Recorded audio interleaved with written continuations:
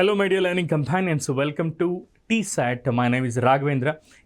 ఈరోజు ఈ సెషన్లో మనం ఒక ఇంపార్టెంట్ కాన్సెప్ట్ గురించి నేర్చుకోబోతున్నాం. దాంతోపాటుగా టైప్స్ ఆఫ్ సెంటెన్సెస్ అనే కాన్సెప్ట్ గురించి కూడా నేర్చుకోబోతున్నాం. అసలు ఒక సెంటెన్స్లో ఎన్ని పార్ట్స్ ఉంటాయి, వాటిని మనం ఏ విధంగా నేర్చుకోవాల్సి ఉంటుంది, అండ్ పోటీ పరీక్షల అభ్యర్థులుగా మీరందరూ కూడా చాలా ఇంపార్టెంట్ కాన్సెప్ట్ ఇది. దీన్ని శ్రద్ధగా నేర్చుకున్నట్లయితే మిగతా అప్కమింగ్ కాన్సెప్ట్స్ ఏవైతే ఉంటాయో వాటిని మనం ఈజీగా అర్థం చేసుకోవడానికి వీలుంటుంది. కాబట్టి ఈ కాన్సెప్ట్స్ ఏవైతున్నాయో దయచేసి వీటిని శ్రద్ధగా చూడండి, విని అర్థం చేసుకొని ఎగ్జామ్ పాయింట్ ఆఫ్ వ్యూలో ది బెస్ట్గా ప్రజెంట్ చేయడానికి అవకాశం ఉంటుంది.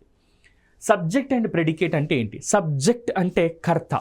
ఒక పనిని చేస్తున్నటువంటి ఎవరైతే ఉంటారో వారిని మనం కర్త అని అంటాం. సింపుల్గా చెప్పాలంటే ఒక సెంటెన్స్లో దేని గురించి అయితే మనం తెలుపుతామో, ఫర్ ఎగ్జాంపుల్ అంటే పర్సన్, ప్లేస్, థింగ్ లేదంటే ఐడియా, దాన్ని మనం సబ్జెక్ట్ అని అంటాం. సో వెయిట్ని అంటాం సార్, ఒక సెంటెన్స్లో మనం దేని గురించి అయితే మాట్లాడతామో, దేని గురించి అయితే మనం తెలుపుతామో దాన్ని మనం ఇక్కడ సబ్జెక్ట్ అని అంటాం. For example persons, places, things లేదంటే ఐడియాస్, వీటిని మనం ఏమంటాం సార్ అంటే సబ్జెక్ట్ అని అంటాం. సబ్జెక్ట్ అంటే కర్త.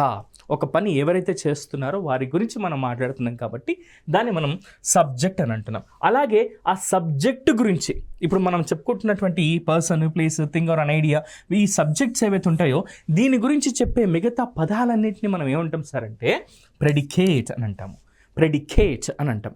సబ్జెక్ట్ అంటేనేమో దేని గురించి అయితే మాట్లాడతామో అది సబ్జెక్ట్. ఆ సబ్జెక్ట్ ఏం చేస్తుంది లేదా సబ్జెక్ట్ గురించి ఏం చెబుతున్నామో ఆ పదాల సమూహాన్ని మనం ఏమంటాం సార్ అంటే ప్రెడికేట్ అని అంటాం. ప్రెడికేట్ అని అంటున్నాం. కొన్ని ఎగ్జాంపుల్స్ చూద్దాం. He sings melodiously. ఆయన మృదు మధురంగా పాడుతూ ఉన్నాడు అన్నట్టుగా, మెలోడియస్గా పాడుతున్నాడు ఆయన. హీ సింగ్స్ మెలోడియస్లీ అని ఉంది. ఇక్కడ సబ్జెక్ట్ ఎవరు సార్? హీ, అతడు అని అంటున్నాం. అతడు పాడుతున్నాడు, అతడి గురించి చెబుతున్నాం కాబట్టి ఇక్కడ హీ అనేదేమో సబ్జెక్ట్ అవుతుంది. సింగ్స్ మెలోడియస్లీ అనేది ఏమవుతుంది సార్ అంటే ఇతను ఏం చేస్తున్నాడు అని చెప్తున్నాం. ఈ సబ్జెక్ట్ హీ అనేది ఏం చేస్తున్నాడంట? మృదు మధురంగా గానం చేస్తున్నాడు లేదా పాడుతున్నాడు అని చెప్తున్నాం. కాబట్టి ఈ సబ్జెక్ట్ గురించి చెప్పేటటువంటి మిగతా పదాలన్నింటినీ కూడా మనం ఏమంటున్నాం సార్ ఎక్కడ అంటే ప్రెడికేట్ అని అంటున్నాం. సింపుల్గా చెప్పాలంటే ఒక సెంటెన్స్లో దేని గురించి అయితే మనం మాట్లాడతామో అది సబ్జెక్టు. ఆ సబ్జెక్ట్ ఏం చేస్తుందో చెప్తే గనక అది ప్రెడికేట్ అవుతుంది. ఇది సబ్జెక్ట్ అండ్ ప్రెడికేట్ అనేటటువంటి కాన్సెప్ట్ మిత్రులారా. దీని గురించి ఇంకొంచెం డెప్త్గా తెలుసుకుందాం. సార్ ఎగ్జామ్ పాయింట్ ఆఫ్ వ్యూలో కాంపిటేటివ్ ఆస్పిరెంట్స్గా ఇవన్నీ మాకు ఉపయోగపడతాయా సార్ అంటే ఖచ్చితంగా ఉపయోగపడతాయి. ఎందుకు ఖచ్చితంగా ఉపయోగపడతాయి అంటే ఈ కాన్సెప్ట్స్ ఏవైతే ఉన్నాయో వీటిని బేస్ చేసుకొని ఇంటర్లింక్డ్ కాన్సెప్ట్స్ అనేవి ఉంటాయి. సో వాటిని కూడా మనం నేర్చుకుంటూ ఉంటాం. సో కొన్ని ఎగ్జాంపుల్స్ని ఇంకొంచెం డెప్త్గా మనం తెలుసుకుందాం. సార్ ఏంటి సార్ ఇంగ్లీష్ చెప్తారు అనుకుంటే మాకేదో పిల్లలు ఆడుకునే బొమ్మలు చూస్తున్నారు అనుకోకండి. సింపుల్గా చెప్పాలంటే ఒక ట్రైన్ అనేది ఒక సెంటెన్స్ అని అనుకుంటే అందులో ఈ సబ్జెక్ట్ అనేది ఈ ఇంజన్ ఏదైతే ఉంటుందో, ఇక్కడ ఉన్నటువంటి ఈ ఇంజన్ ఏదైతే ఉంటుందో అది సబ్జెక్ట్. ఇంజన్ లేకపోతే మిగతా బోగీలన్నీ పనిచేస్తాయా? ఎక్కడికక్కడ స్థిరంగా ఉండిపోతాయి. అలాంటిదే ఒక సెంటెన్స్ని లీడ్ చేసేది, సెంటెన్స్ గురించి ఉండాలి అని అంటే తెలిపేది సబ్జెక్ట్ అని అంటున్నాం. ఒక ట్రైన్కి ఈ ఇంజన్ ఎంత ఇంపార్టెంటో ఈ సబ్జెక్ట్ అనేది ఎంత ఇంపార్టెంట్. మరి మిగతా బోగీలు అంటే ఏవైతే ఉంటాయో, బోగీలు లేదా కార్స్ అని అంటున్నాం. సో ఈ బోగీల్ని ఏమంటాం సార్ అంటే మిగతా పదాల సమూహం, దాన్ని మనం ప్రెడికేట్ అని అంటూ ఉన్నాం. సో సింపుల్గా చెప్పాలంటే మీకు ఈ సబ్జెక్ట్ అండ్ ప్రెడికేట్ అనే కాన్సెప్ట్ అర్థం కావాలి అని అంటే ఒక ట్రైన్ ఉంది అనుకోండి, ఆ ట్రైన్లో ఇంజన్ సబ్జెక్ట్ అనుకోండి, మిగతా బోగీలన్నీ కూడా ప్రెడికేట్ అవుతాయి. ఒక సబ్జెక్ట్ లేకపోతే ఏ సెంటెన్స్ కూడా ముందుకు సాగదు అన్నట్టుగా మనం చెప్తూ ఉంటాం. ఒకవేళ సబ్జెక్ట్ సెంటెన్స్లో కనిపించకపోయినా అంతర్లీనంగా ఉంది అని మనం అర్థం చేసుకోవాల్సి ఉంటుంది. అవి ఎక్కడుంటాయి సార్ అంటే ఇంపరేటివ్ సెంటెన్సెస్లో ఉంటాయి. ఇప్పుడు నేను చెప్పబోయే కాన్సెప్ట్లో మళ్ళీ ఇంపరేటివ్ కాన్సెప్ట్స్ అంటే ఏంటి, వాటిలో ఎక్కడెక్కడ ఈ సబ్జెక్ట్ అనేది అంతర్లీనంగా దాగి ఉంటుందో కూడా మనం చూద్దాం. సింపుల్గా మీకు అర్థం కావాలి అని అంటే ఒక ట్రైన్కి ఇంజన్ ఎంత ఇంపార్టెంట్, ఒక సెంటెన్స్కి సబ్జెక్ట్ ఎంత ఇంపార్టెంట్. ట్రైన్లో ఇంజన్ని మనం సబ్జెక్ట్ అనుకుంటే మిగతా బోగీలన్నింటినీ కూడా ప్రెడికేట్ అని అంటాము, గుర్తుంచుకోండి. నెక్స్ట్ కొన్ని ఎగ్జాంపుల్ చూద్దాం. The subject of A sentence usually comes first but occasionally it is put after the predicate. Some times కొన్నిసార్లు సబ్జెక్ట్ అనేది చివరికి వస్తే అప్పుడు సబ్జెక్ట్ కాకుండా పోతుందా? ఫర్ ఎగ్జాంపుల్ నేను బస్ స్టాప్కి వెళ్ళాను, బస్ కోసం ఎదురు చూస్తూ ఉన్నాను, క్రౌడ్ అంతా చాలా ఉంది, బస్ అక్కడిక్కడో వస్తుంది. బస్ స్టాప్లోకి ఎంటర్ అవుతున్నప్పుడు నేను అంటున్నాను హియర్ కమ్స్ ద బస్. అదిగో వస్తుంది బస్ అని అన్నాను నేను. ఇక్కడ ఏమన్నాను? అదిగో వస్తుంది బస్ అని అన్నాను. ఇక్కడ నేను బస్ అనే పదం ఫస్ట్ ఉపయోగించలేదు. బస్సు వస్తుంది అంటేనేమో ఫస్ట్ బస్ అనేది సబ్జెక్ట్ అవుతుంది, వస్తుంది అనేది ప్రెడికేట్ అవుతుంది, తెలుగులో చెప్తున్నాను కాబట్టి. అలా కాకుండా అదిగో వస్తుంది బస్ అని ఈ సబ్జెక్ట్ ఎవరు? బస్ అనే సబ్జెక్ట్ని చివరికి తీసుకొస్తున్నాను. ఇంగ్లీష్లో కూడా ఇలాంటి సెంటెన్సెస్లో వస్తూ ఉంటాయి. వీటిని మనం ఇలా చెప్పొచ్చు: the subject of a sentence usually comes first but occasionally it is put after the predicate అని చెప్తున్నాం. కొన్ని ఎగ్జాంపుల్ చూడండి. Here comes the bus. ఇక్కడ ఇదంతా హియర్ కమ్స్ అనేది అంతా కూడా ఏమవుతుంది సార్ ఇక్కడ మనకనంటే ప్రెడికేట్ అవుతుంది. ప్రెడికేట్ తర్వాత కూడా సబ్జెక్ట్ అవుతుంది. ఈ పాయింట్ ఎందుకు మీకు చెప్పాల్సి వచ్చింది సార్ అంటే, సబ్జెక్ట్ అనేది ఎల్లప్పుడూ అన్ని సెంటెన్సెస్లో సెంటెన్స్ స్టార్టింగ్లోనే ఉండదు, అప్పుడప్పుడు చివరిలో కూడా ఉంటుంది అని చెప్పడానికి మాత్రమే ఈ ఎగ్జాంపుల్స్ని ఇక్కడ నేను తీసుకున్నాను. Sweet or my brothers. ఇక్కడ నేను ఏమన్నానంటే బ్రదర్స్ని చాలా మంచివారని చెప్తున్నాను నేను. అంటే నాకు చాలా తీయగా ఉంది. స్వీట్ అంటే తీయగా అని అనుకోకండి. యువర్ సో స్వీట్ అంటాం, అంత మాత్రం నువ్వు బాగా తీయగా ఉంటావు అని అర్థం కాదు కదా. యువర్ సో స్వీట్ అంటే నువ్వు చాలా మంచివాడివి లేదా మంచివారు అన్న మీనింగ్ వస్తుంది. ఇక్కడ చూడండి, స్వీట్ ఆర్ మై బ్రదర్స్ అని ఉంది. స్వీట్ అనేది ఇక్కడ ఏమవుతుంది సార్ అంటే, స్వీట్ ఆర్ మై అనేది అంతా కూడా ప్రెడికేట్ అవుతుంది, బ్రదర్స్ అనేది అంతా కూడా సబ్జెక్ట్ అవుతుంది. ఇలా సెంటెన్సెస్లో కొన్నిసార్లు చివరికి కూడా సబ్జెక్ట్ అనేది ఉంటుంది. ఇది గుర్తుంచుకోండి. మళ్ళీ ఒక్కొక్కసారి చూడండి, ఇవి సెంటెన్స్లో సబ్జెక్ట్ చివరిగా వచ్చేవి ఏంటి అంటే ప్యాసివ్ వాయిస్లో వస్తూ ఉంటాయి. యాక్టివ్ వాయిస్లో కాదు, ప్యాసివ్ వాయిస్లో వస్తూ ఉంటాయి. చూడండి ఒకసారి, an apple is eaten by me అని ఉంది. ఇక చూడండి, మీ అనేది ఇక్కడ సబ్జెక్ట్, నా చేత యాపిల్ తినబడింది అని అర్థం. సో ఇలాంటి సెంటెన్సెస్లో కూడా ప్యాసివ్ వాయిస్లో మనకి సబ్జెక్ట్ అనేది కొన్నిసార్లు చివరికి వస్తూ ఉంటుంది. ఓకే, కొన్ని ఎగ్జాంపుల్స్ చూద్దాం ఇంకా. అండ్ అలాగే ఇన్ ఇంపరేటివ్ సెంటెన్సెస్ అంటే ఏమని చెప్పుకున్నాం మనం? సింపుల్గా చెప్పాలంటే polite request, order, entreaties, declarations, వీటన్నిటిని మనం ఏమంటూ ఉంటామంటే ఇంపరేటివ్ సెంటెన్సెస్ అంటూ ఉంటాం. Close the door, shut down, ఆ తర్వాత sit down, stand up, go there, sit here, please come inside, ఇలాంటివన్నీ కూడా పొలైట్ రిక్వెస్ట్లు, ఎంట్రీటీస్, ఆ తర్వాత ఆర్డర్స్, రిక్వెస్ట్లు, వీటన్నిటిని మనం ఏమంటాం సార్ అంటే ఇంపరేటివ్ సెంటెన్సెస్ అంటాం. కూర్చో అన్నాను నేను, అంటే కూర్చో అంటే ఎవరు కూర్చుంటారు? మీరు కూర్చుంటారు. ఫర్ ఎగ్జాంపుల్, నేను మీ క్లాస్ రూమ్లోకి ఎంటర్ అయ్యాను, మీరంతా లేచి గుడ్ మార్నింగ్ సార్ అని విష్ చేశారు. అప్పుడు నేనేమంటాను? సిట్ డౌన్ అంటాను. అంతేకాని Ramesh sit down, Suresh sit down, Rama sit down అని ఒక్కొక్కరికి చెప్పాను కదా. ఇక్కడ సబ్జెక్ట్ లేకపోయినప్పటికీ కూడా, అంటే నేను మాట్లాడిన సెంటెన్స్లో సిట్ డౌన్ అనే సెంటెన్స్లో సబ్జెక్ట్ ఎక్కడ కూడా లేకపోయినప్పటికీ అంతర్లీనంగా అది ఉంది అని మనమే ఊహించుకోవాల్సి ఉంటుంది. సో అలాంటి వాటిని ఇంపరేటివ్ సెంటెన్సెస్ కింద యూజ్ చేస్తాం. In imperative sentences the subject is left out. మనకు ఒక్కొక్కసారి సబ్జెక్ట్ అనేది ఉండదు. సిట్ డౌన్ అన్నాను ఇక్కడ. సిట్ డౌన్ అంటే ఏంటి అర్థం? మనల్నే కూర్చోమన్నారు, ఆశీనులు అమ్మన్నారు అని చెప్పి కూర్చుంటే అయిపోతుంది. SIT down, here the subject you is understood అని చెప్పి చెప్తున్నాం. Next, thank him, here the subject you is understood. ఇక్కడ కూడా మనకు థ్యాంక్స్ చెప్పు అని ఎదుటి వాళ్ళకి చెప్తున్నట్టుగా మనం చెప్తూ ఉన్నామని అర్థం. సో ఇలాంటి ఇంపరేటివ్ సెంటెన్సెస్లో సబ్జెక్ట్ ఉండదు, కానీ అది ఉంది అంతర్లీనంగా అని మనమే గుర్తించాల్సి ఉంటుంది. సో ఇది సబ్జెక్ట్ మరియు ప్రెడికేట్కి సంబంధించింది. మరి పోటీ పరీక్షలలో ఎలా అడిగే అవకాశం ఉంది సార్?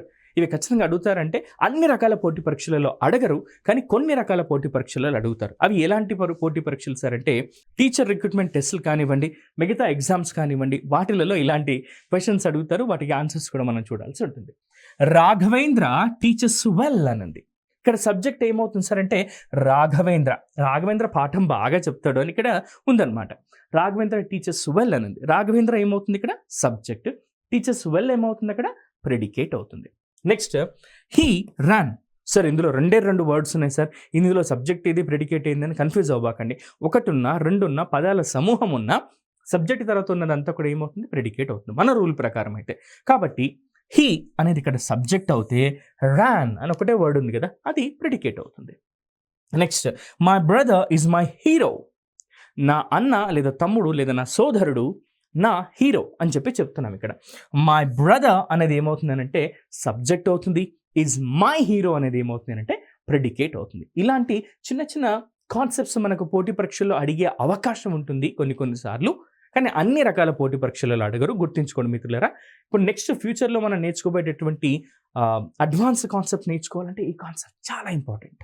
టెన్సెస్ అనే కాన్సెప్ట్ నేర్చుకోవాలన్నా, యాక్టివ్ అండ్ పాసివ్ వాయిస్ నేర్చుకోవాలన్నా, లేదంటే టైప్స్ ఆఫ్ సెంటెన్సెస్ గురించి, సింపుల్, కంపౌండ్, కాంప్లెక్స్ సెంటెన్స్ గురించి మీరు నేర్చుకుని ది బెస్ట్ మార్క్స్ పొందాలనుకున్నా సరే, దానికి బేస్ అంతా కూడా ఎక్కడంటే ఈ సబ్జెక్ట్ అంటే ఏంటి, ప్రెడికేట్ అంటే ఏంటి, ఫ్రేజ్ అంటే ఏంటి, క్లాజ్ అంటే ఏంటని మనకు ఒక అవగాహన ఉండాలి. అందుకే ఈ కాన్సెప్ట్ ఇక్కడ మనం డీటెయిల్గా తెలుసుకుంటున్నాం. సో ఇది సబ్జెక్ట్ అండ్ ప్రెడికేట్ అంటే. సార్ ఇదే కాకుండా కొన్ని వర్డ్స్ ఉంటాయి, కానీ పూర్తి అర్థాన్ని ఇస్తాయి, కొన్నిసార్లు ఇవ్వవు కదా, వాటిని ఏమంటారు సార్? వాటిని మనం ఏమంటామంటే ఫ్రేజెస్ అండ్ క్లాజెస్ అని అంటాం. క్లాజ్ అంటే గుర్తుపెట్టుకోండి, CLESS తరగతి గది అని అనుకునేరు కాదు. ఈ క్లాజ్ ఇది వేరు. సబ్జెక్ట్లో సబ్జెక్ట్ అండ్ ప్రెడికేట్ అంటే తెలుసుకున్నాం. ఒక సెంటెన్స్లో దేని గురించి మాట్లాడతామో అదే సబ్జెక్టు, ఆ సబ్జెక్ట్ ఏం చేస్తుందో చెప్తేనేమో అది ప్రెడికేట్. మరి ఫ్రేజ్ అంటే ఏంటి సార్? ఈ ఫ్రేజ్ అంటే ఏంటంటే a group of words which make sense but not complete sense is called a phrase అని చెప్పి చెప్తున్నా. కొన్ని పదాల సమూహమే ఇది కూడా, అందులో ఇదొక సెంటెన్స్ లాంటిదే. అక్కడక్కడ పదాలన్నీ కలిపి ఒక దగ్గర ఉంటాయి, కానీ అవి పూర్తి అర్థాన్ని ఇవ్వవు. అలాంటి వాటిని ఏమంటాం సార్ అంటే ఫ్రేజ్ అని చెప్పి చెప్తున్నాం. A group of words which make sense, అవి పూర్తి అంటే కొంత అర్థాన్ని ఇస్తాయి, కానీ పూర్తి అర్థాన్ని ఇవ్వనటువంటి వాటిని ఏమంటాం సార్ అంటే ఫ్రేజ్ అని అంటున్నాం. కొన్ని ఎగ్జాంపుల్ చూడండి. The sun sets in the west. ఇక్కడ చూడండి, ఇన్ ద వెస్ట్, పశ్చిమ దిక్కున అని అంటున్నాం. పశ్చిమ దిక్కున, ఇవి కూడా రెండు పదాలు ఉన్నాయి, కొంచెం అర్థాన్ని ఇస్తున్నాయి, కానీ ఏం పూర్తి అర్థాన్ని ఇవ్వట్లేదు. పశ్చిమ దిక్కున ఏం జరుగుతుంది, ఇన్ ద వెస్ట్ ఏం జరుగుతుంది అక్కడ అన్నట్టుగా. పడమరన ఏం జరుగుతుంది మనకు తెలియదు. సో ఇలాంటి పదాల సమూహం కొంత అర్థాన్ని ఇస్తాయి, కానీ పూర్తి అర్థాన్ని ఇవ్వనటువంటి పదాల సమూహాన్ని ఏమన్నమాట మనం ఫ్రేజ్ అని అంటాం. ఇక్కడ చూడండి, the sun sets in the west, సూర్యుడు పశ్చిమాన అస్తమిస్తాడు లేదా పడమర దిక్కున అస్తమిస్తాడు అన్నది. ఇక్కడ ఇన్ ద వెస్ట్ అనేది కేవలం 3 పదాలు, ఆ పదాల సమూహము, అది కొంత అర్థాన్ని ఇస్తుంది, కానీ పూర్తి అర్థాన్ని ఇవ్వదు. ఇలాంటి వాటిని మనం ఏమంటాం సార్ అంటే ఫ్రేజ్ అని అంటాం. గుర్తుంచుకోండి మిత్రులారా. అయితే మరి క్లాజ్ అంటే ఏంటి సార్? ఫ్రేజ్ అంటే మీరు చెప్పారు కొన్ని పదాల సమూహం పూర్తి అర్థాన్ని ఇవ్వదు, కొంత అర్థాన్ని ఇస్తుంది అని. మరి క్లాజ్ అంటే ఏంటి సార్?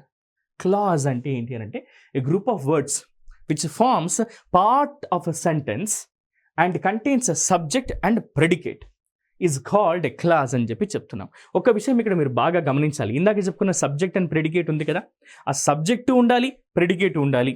ఒక సెంటెన్స్లో పూర్తి అర్థాన్ని ఇవ్వచ్చు, ఇవ్వకపోవచ్చు. అలాంటి సెంటెన్సెస్ని మనం క్లాజ్ అని చెప్పి అంటున్నాం. A group of words which forms a part of a sentence and contains a subject and predicate is called a clause అని చెప్పి చెప్తున్నాం. క్లాజ్ అంటే సింపుల్ సార్, సబ్జెక్టు ఉండాలి, ప్రెడికేటు ఉండాలి, సెంటెన్స్లో భాగమై ఉండాలి, పూర్తి అర్థాన్ని ఇవ్వచ్చు, ఇవ్వకపోవచ్చు. ఇన్ని కండిషన్స్ ఉన్నాయి క్లాజ్ కావాలి అంటే. క్లాజ్ అవ్వాలి ఒక సెంటెన్స్ అంటే ఖచ్చితంగా రూల్ నెంబర్ 1 ఏంటి అంటే సబ్జెక్ట్ ఉండాలి, ప్రెడికేట్ ఉండాలి, ఈ రెండు కలిసి ఉండాలి, ఒక సెంటెన్స్లో భాగం అవ్వాలి, పూర్తి అర్థాన్ని ఇవ్వచ్చు, ఇవ్వకపోవచ్చు. It may give a complete sense or may not give a complete sense. So కొన్నిసార్లు పూర్తి అర్థాన్ని ఇవ్వచ్చు, ఇవ్వకపోవచ్చు. అటువంటి దాన్ని కండిషన్స్ గుర్తుపెట్టుకోండి. సో దీన్ని మనం ఏమంటున్నాం సార్ అంటే క్లాజ్ అని అంటున్నాం. కొన్ని ఎగ్జాంపుల్ చూద్దాం.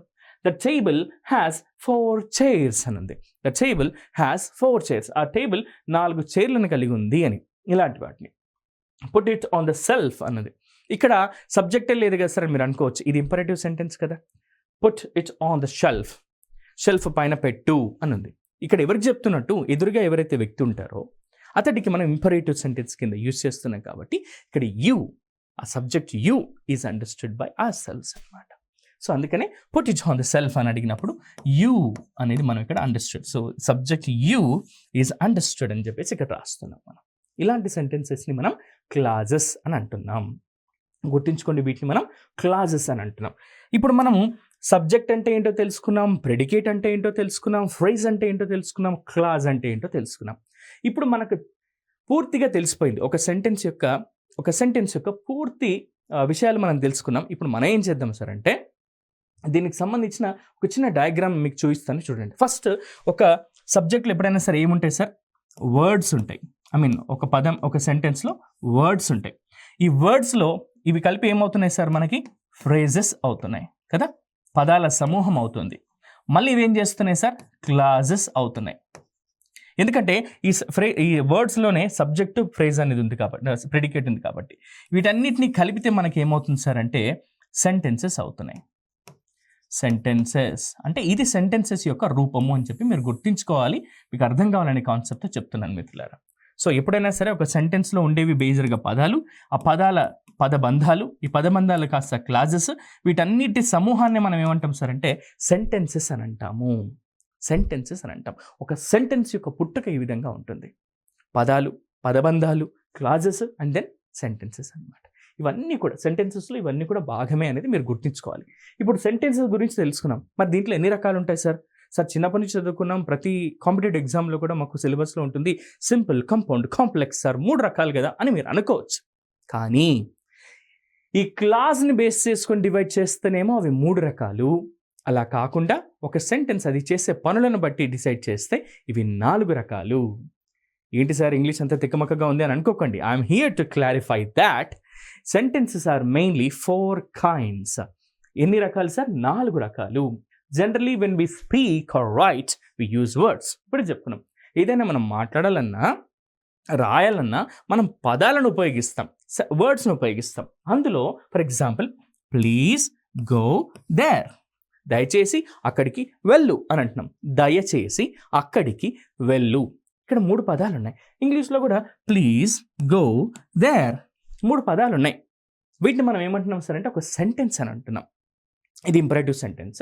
Next, chikki is playing with kids, chikki పిల్లలతో ఆడుకుంటూ ఉంది అని. సరే ఎందుకు చెప్తున్నారు ఇవన్నీ అంటే పదాలను కలిపితేనే, ఒక్కొక్క పదాన్ని పక్కన చేరుస్తూ అది పూర్తి అర్థవంతంగా మారినప్పుడే. చూడండి 1 2 3 4 5 వర్డ్స్ ఉన్నాయి. వాటిని పూర్తిగా పక్కన చేర్చాను, అది కూడా సంపూర్ణంగా అర్థాన్ని ఇస్తుంది. దీన్నే మనం ఏమంటున్నాం సార్ అంటే సెంటెన్స్ అని అంటున్నాం. దీన్నే మనం సెంటెన్స్ అంటున్నాం. A group of words in a particular order like this and makes complete sense is called sentence. ఇలా కొన్ని పదాల సమూహాన్ని దగ్గరగా చేర్చి పూర్తి అర్థాన్ని ఇచ్చినట్టయితే దాన్ని మనం సెంటెన్స్ అని అంటాం. సెంటెన్సెస్ అంటే ఏంటి అని అంటే a group of words which makes sense is called sentence అని చెప్తున్నాం. పదాల కలయికనే, కానీ అది కూడా పూర్తి అర్థాన్ని ఇచ్చేటటువంటి కలయిక. దాన్నే మనం ఏమంటున్నాం సార్ అంటే సెంటెన్సెస్ అని అంటున్నాం. ఇందాక చెప్పినట్టుగా ఈ సెంటెన్సెస్ అనేవి 4 రకాల సెంటెన్సెస్ ఉంటాయి. అవి ఏంటో ఒక్కొక్కటిగా మనం తెలుసుకుందాం. ఇవి ఖచ్చితంగా అన్ని రకాల పోటీ పరీక్షలలో అడగొచ్చు, అడగకపోవచ్చు. కానీ టీచర్ రిక్రూట్మెంట్ టెస్ట్ లాంటివి, లేదంటే పోటీ పరీక్షలకు సన్నద్ధమవుతున్న అభ్యర్థులందరికీ కూడా తెలిసి ఉండాల్సినటువంటి కాన్సెప్ట్స్ కాబట్టి వీటిని ఇక్కడ మనం డిస్కస్ చేస్తున్నాం. ఒకసారి చూద్దాం ఏమేమి ఉంటాయి రకాలు. ఇందులో మొదటిది డిక్లరేటివ్ ఆర్ అసర్టివ్ సెంటెన్స్. సింపుల్గా చెప్పాలంటే ఇది నా studio, this is my studio అని అంటున్నాను. నేను ఏమంటున్నాను? This is my studio.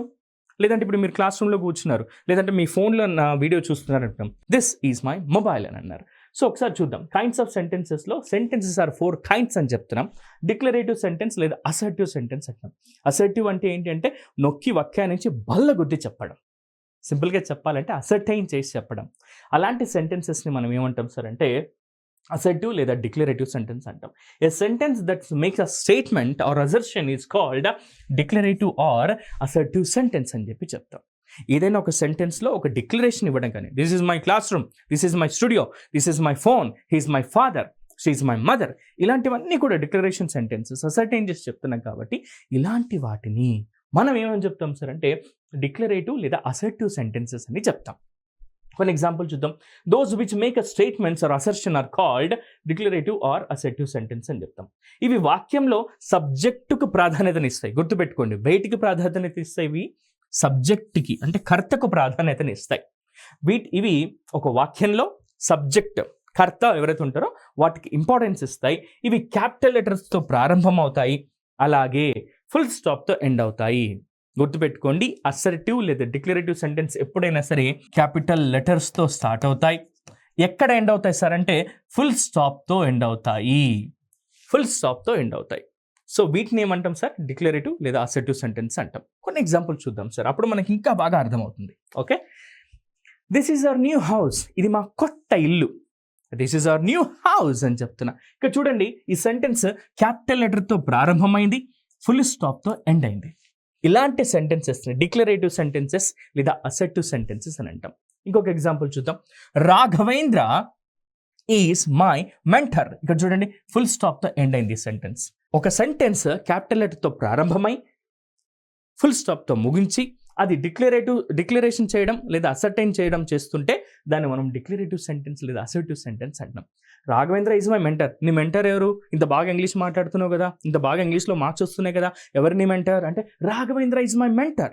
It's a declaration, it's an assertive sentence అని చెప్పి చెప్తున్నాం. I'm an assistant professor. Raghavendra నువ్వెవరు అంటే I'm an assistant professor. I'm an assistant professor అంటున్నాను. ఇక్కడ నేనేం చెప్తున్నాను, నేను ఏం పని చేస్తాను లేదన్నా వృత్తి ఏంటి అని చెప్తున్నాను. కాబట్టి దీన్ని ఏమంటాం సార్ అంటే డిక్లరేటివ్ సెంటెన్స్ అంటాం. ఇక్కడ కూడా క్యాపిటల్ లెటర్తో ఐతో ప్రారంభమైంది, ఫుల్ స్టాప్తో ఎండ్ అయింది. ఇలాంటి వాటిని మనం డిక్లరేటివ్ లేదా అసర్టివ్ సెంటెన్స్ అంటాం. ఇవి సెంటెన్సెస్లోని 4 రకాలలో మొదటి రకం. మరి మిగతా 3 రకాలు ఏంటో ఒకసారి మనం చూద్దాం. ఇక రెండోది ఏంటి అని అంటే a sentence that asks a question is called an interrogative sentence. Interrogative sentences అంటే ఏంటి అని అంటే ప్రశ్నించడం, ప్రశ్నలు సంధించడం. We use interrogative sentences to pose questions. ప్రశ్నలు సంధించేందుకు, ప్రశ్నలు అడిగేందుకు మనం ఈ ఇంటరాగేటివ్ సెంటెన్సెస్ని యూజ్ చేస్తాం. సింపుల్ సార్, ప్రశ్నిస్తే చాలు అది ఇంటరాగేటివ్ సెంటెన్స్ అవుతుంది. నీ పేరేంటి, నువ్వు ఎక్కడి నుంచి వచ్చావు, నువ్వు ఎక్కడ ఉంటావు, ఇక్కడికి ఎందుకు వచ్చావు, ఇలాంటివన్నీ కూడా ప్రశ్నలన్నీ కూడా ఏమవుతాయి సార్ అంటే ఇంటరాగేటివ్ సెంటెన్స్ అవుతాయి. సింపుల్గా ఇంటరాగేటివ్ అనగానే మనకి ఏం గుర్తుకు రావాలి, క్వశ్చన్ మార్క్ గుర్తుకు రావాలి. ఈ సెంటెన్సెస్ ఎప్పుడైనా సరే క్యాపిటల్ లెటర్తో ప్రారంభమవుతాయి, గుర్తుపెట్టుకోండి, క్యాపిటల్ లెటర్తో ప్రారంభమవుతాయి, చివరన క్వశ్చన్ మార్క్తో ఎండ్ అవుతాయి. సార్ క్వశ్చన్ మార్క్ పక్కన ఫుల్ స్టాప్ పెట్టాలంటే అక్కర్లేదు, క్వశ్చన్ మార్క్తోనే ఎండ్ అవుతాయి అంతే. సో ఇంటరాగేటివ్ సెంటెన్సెస్ ఎప్పుడైనా సరే క్యాపిటల్ లెటర్తో ప్రారంభమై క్వశ్చన్ మార్క్తో ఎండ్ అవుతాయి, క్వశ్చన్ మార్క్తో ముగుస్తాయి. సో కొన్ని ఎగ్జాంపుల్ చూద్దాం. Those which ask questions. ఏంటి సార్ ఇవి? ఇంటరాగేటివ్ సెంటెన్సెస్ అంటే ఏంటి అంటే దోస్ విచ్ ఆస్క్ క్వశ్చన్స్. సింపుల్గా చెప్పాలంటే ప్రశ్నలు సంధించేందుకు ఉపయోగించేటటువంటి సెంటెన్సెస్ని మనం ఇంటరాగేటివ్ సెంటెన్స్ అంటాం. For example, where are you? ఇంతసేపు అయింది, ఇంగ్లీష్ క్లాస్ జరుగుతుంది, ఎక్కడున్నాను, వెర్ ఆర్ యూ అని అంటూ ఉంటాం. వేర్ ఇక్కడ చూడండి క్యాపిటల్ లెటర్తో ప్రారంభమైంది అండ్ క్వశ్చన్ మార్క్తో ఎండ్ అయింది. Where are you? ఎక్కడున్నావు నువ్వు అని అడుగుతున్నాం. Next, why do you live? నువ్వు ఎక్కడ ఉంటావు, ఎక్కడ నివసిస్తావు అని అంటున్నాం. ఇక్కడ కూడా క్యాపిటల్ లెటర్తో ప్రారంభమై క్వశ్చన్ మార్క్తో ఎండ్ అయింది. How old are you? నీ వయస్సు ఎంత అని అడుగుతున్నాం. హౌ ఓల్డ్ ఆర్ యూ అని అంటున్నాం. ఇక్కడ చూడండి, ఇక్కడ కూడా క్యాపిటల్ లెటర్తో ప్రారంభమై క్వశ్చన్ మార్క్తో ఎండ్ అయింది. Next, what is your father name? మీ నాన్నగారు పేరు ఏమిటి అని అడుగుతున్నాం. ఇక్కడ కూడా క్యాపిటల్ లెటర్తో ప్రారంభమైంది అండ్ అగైన్ క్వశ్చన్ మార్క్తో ఎండ్ అయింది. ఇక్కడ చాలామంది బేసిక్ ఇంగ్లీష్ నేర్చుకుంటున్న మిత్రులందరికీ కూడా ఒక చిన్న టిప్ ఏంటి అని అంటే, ఇది తెలుసు అందరికీ, కొంతమందికి తెలియకపోవచ్చు. What is your father name అన్నప్పుడేమో మీ నాన్నగారి పేరేమిటి అని అర్థం వస్తుంది. అలా కాకుండా వాట్ ఈజ్ యువర్ ఫాదర్ అన్నారు అనుకోండి, అప్పుడు ఏం చెప్పాలి మనం? మన నాన్నగారు చేసేటటువంటి వృత్తి ఏంటో చెప్పాలి. My father is a farmer. మా నాన్న ఒక రైతు. లేదంటే my father is a teacher. మా నాన్నగారు ఒక ఉపాధ్యాయుడు. ఇలా మన తండ్రి చేసేటటువంటి, నాన్నగారు చేసేటటువంటి వృత్తి ఏంటో అది చెప్తే సరిపోతుంది. వాట్ ఈజ్ యువర్ ఫాదర్ అంటేనేమో మన తండ్రి గారు చేసేటటువంటి వృత్తిని చెప్పాలి. What is your father name అంటేనేమో పేరు చెప్పాల్సి ఉంటుంది. వీటన్నిటిని మనం ఏమంటున్నాం సార్?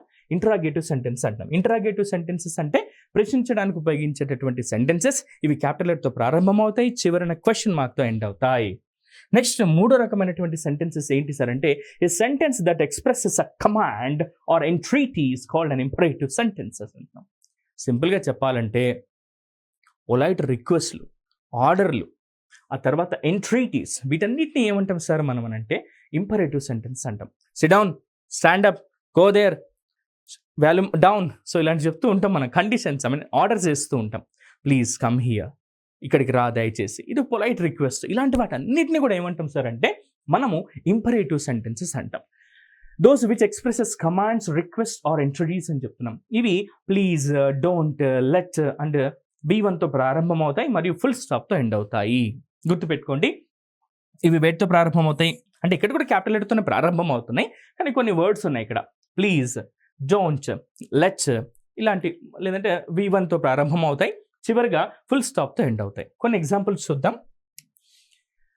బీ క్వైట్, అలర్ట్ చేయొద్దు అని అంటున్నాం. ఇక్కడ చూడండి క్యాపిటల్ లెటర్తో ప్రారంభమైంది అండ్ ఫుల్ స్టాప్తో ఎండ్ అయింది. స్టాండ్ అప్, నిలబడండి, లేచి అన్నట్టుగా క్యాపిటల్ లెటర్తో ప్రారంభమై ఫుల్ స్టాప్తో ఎండ్ అయింది. లెట్ మీ సిట్ అంటే నన్ను కూర్చొనివ్వండి అని అర్థం. సో అక్కడ కూడా దేంతో ఎండ్ అవుతుంది సార్? ఫుల్ స్టాప్తో ఎండ్ అవుతుంది. ప్లీజ్ క్లోజ్ ద డోర్ అని ఉంది. దయచేసి తలుపును మూయండి అన్నది. ఇక్కడ క్యాపిటల్ లెటర్తో ప్రారంభమై అక్కడ కూడా ఫుల్ స్టాప్తో ఎండ్ అయింది. నెక్స్ట్, డోంట్ డూ దట్, అది చేయొద్దు, డోంట్ డూ దాట్ అంటాం. సో ఇలా ఈ పొలైట్ రిక్వెస్ట్లు, ఆర్డర్స్, ఎంట్రిటీస్, కమాండ్స్ని ఏమంటాం సార్ మనం అంటే ఇంపరేటివ్ సెంటెన్సెస్ అని అంటాము. నెక్స్ట్ ఇక చివరిది 4వది ఏంటి సార్ అంటే sentence that express strong feeling is called an exclamatory sentences అని చెప్తూ ఉంటాం. ఎక్స్క్లమేటరీ సెంటెన్స్ అంటే గుర్తుపెట్టుకోండి, ఆశ్చర్యార్థకంతో ముగుస్తాయి, అంటే రివర్స్ స్మాల్ ఐ అన్నమాట. ఈ సింబల్ని మనం ఏమంటామంటే ఎక్స్క్లమేటరీ మార్క్ అని అంటాం. పంక్చుయేషన్ మార్క్స్లో భాగంగా వీటి గురించి తెలుసుకుంటాం. దీన్ని తెలుగులో ఆశ్చర్యార్థకం అని అంటాం. ఎక్స్క్లమేషన్స్ అంటే ఏంటి సార్, లేదా ఇంటర్జెక్షన్స్ అంటే ఏంటి సార్ అంటే సడన్ రియాక్షన్, సడన్ ఎమోషన్స్, ఆ తర్వాత ఫీలింగ్స్ని ఎక్స్ప్రెస్ చేయడానికి ఉపయోగించే పదం. ఫర్ ఎగ్జాంపుల్ నేను ఇప్పుడు క్లాస్ చెప్తున్నా, సడన్గా మా సార్ వచ్చేసి గట్టిగా గిల్లాడు అనుకోండి, నేను అవుచ్ ఇట్ హర్ట్స్ అని అంటాను ఇంగ్లీష్లో. తెలుగులో ఏమంటాం, అబ్బా నొప్పి అయింది అని అంటాం. సో ఇలాంటి సడన్ రియాక్షన్స్, ఎమోషన్స్ని చేయడానికి, అంటే ఎమోషన్స్ని ఎక్స్ప్రెస్ చేయడానికి మనం ఉపయోగించేటటువంటి పదాలు ఏవైతే ఉంటాయో వీటిని ఇంటర్జెక్షన్స్ అంటాము. వీటిని ఉపయోగించి రాసే సెంటెన్సెస్ని ఏమంటాం సార్ అంటే ఎక్స్క్లమేటరీ సెంటెన్సెస్ అని అంటాం. సడన్గా ఎవరైనా చనిపోయారు అనుకోండి, అయ్యో చనిపోయారా అంటూ ఉంటాం. దీన్ని ఇంగ్లీష్లో అలాస్ షీ డైడ్, ఆమె చనిపోయింది. సో ఇలాంటి సెంటెన్సెస్ని మనం ఎప్పుడు ఉపయోగిస్తాం సార్ అంటే ఎక్స్క్లమేటరీ సెంటెన్సెస్ను ఉపయోగించి యూస్ చేస్తాం. గుర్తుపెట్టుకోండి, ఇవి క్యాపిటల్ లెటర్తో ప్రారంభమై చివరన ఈ ఎక్స్క్లమేషన్ మార్క్తో ముగుస్తాయి. ఇది సెంటెన్స్లో వర్డ్స్లో రూపంలో మనకు చెప్తూ ఉంటాం. కొన్ని ఎగ్జాంపుల్ చూస్తే మీకు ఇంకా బాగా అర్థమవుతుంది. ఇవి ఎక్స్క్లమేషన్ మార్క్తో ముగుస్తాయి. For example, what a shame, ఎంత సిగ్గుమాలిన పని, వాట్ ఎ షేమ్ అని అంటున్నాం ఇక్కడ. సో నెక్స్ట్, అలాస్, అయ్యో, షీ డైడ్, ఆమె చనిపోయింది. సో ఇలా చెప్తున్నాం మనం. సింపుల్గా చెప్పాలంటే సాడ్, ఎమోషన్స్, అటెన్షన్స్, ఆ తర్వాత సడన్ రియాక్షన్స్ గురించి తెలిపేటటువంటి పదాలతో స్టార్ట్ అయ్యి ఇవి మనకు సెంటెన్స్ అర్థాన్ని ఇస్తాయన్నమాట. దీన్నే మనం ఏమంటాం సార్ అంటే ఎక్స్క్లమేటరీ సెంటెన్సెస్ అని చెప్పి చెప్తూ ఉంటాం. నెక్స్ట్, అవుచ్ ఇట్ హర్ట్స్ అని అంటున్నాం, అయ్యో నాకు బాగా నొప్పేస్తుంది ఇది అన్నట్టుగా. నెక్స్ట్, టెల్ మీ, ఈ అనే పదము మనందరం వాట్సాప్ చాటింగ్లో ఉపయోగిస్తాం. దీన్ని ఏమంటాం సార్ అంటే ఇంటర్జెక్షన్ ఆఫ్ అటెన్షన్ అని అంటాం. అంటే ఎదుటి వాళ్ళు మనకు ఒక మెసేజ్ పంపించినప్పుడు నేను మీ మెసేజ్ని చూశాను, మీకు రెస్పాండ్ అవుతున్నాను అన్నట్టుగా HMMM అని అంటూ ఉంటాం. ఇది వాడుక భాషలో మనం వాడము, అంటే రెగ్యులర్గా రిటర్న్ పార్ట్లో వాడము, కానీ వాడుక భాషలో వాడుతూనే ఉంటాం మనం. దీన్ని ఏమంటాం సార్ అంటే ఇంటర్జెక్షన్ ఆఫ్ అటెన్షన్ లేదా ఇంటర్జెక్షన్ ఆఫ్ అప్రూవల్ అని కూడా మనం యూస్ చేస్తూ ఉంటాం.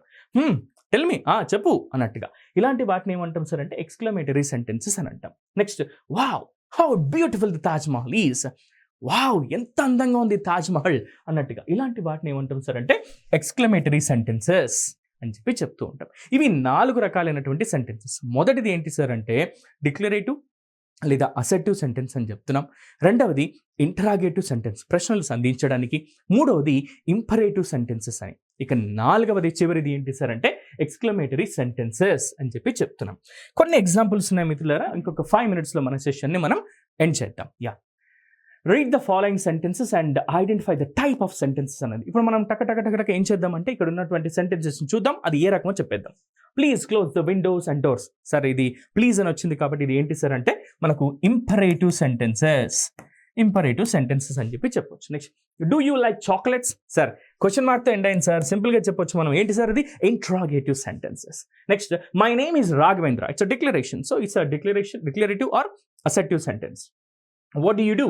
క్వశ్చన్ మార్క్తో ఎండ్ అయింది సార్ కాబట్టి interrogative sentence. Next, alas she died, అయ్యో ఆమె చనిపోయింది. ఇక్కడ అలాస్ అని వచ్చింది అంటే ఇదేంటి? ఎక్స్క్లమేషన్ మార్క్ ఉంది కాబట్టి ఎక్స్క్లమేటరీ సెంటెన్సెస్. సో ఇవి మనకు ఉన్నటువంటి ఎగ్జాంపుల్స్ ఇక్కడ మిత్రులారా. ఇలాంటి వాటిని మీరు ఇంకొన్ని ప్రాక్టీస్ చేయండి. అండ్ ఇప్పుడు మేము చెప్పినటువంటి 4 రకాలైనటువంటి సెంటెన్సెస్ని చూడండి.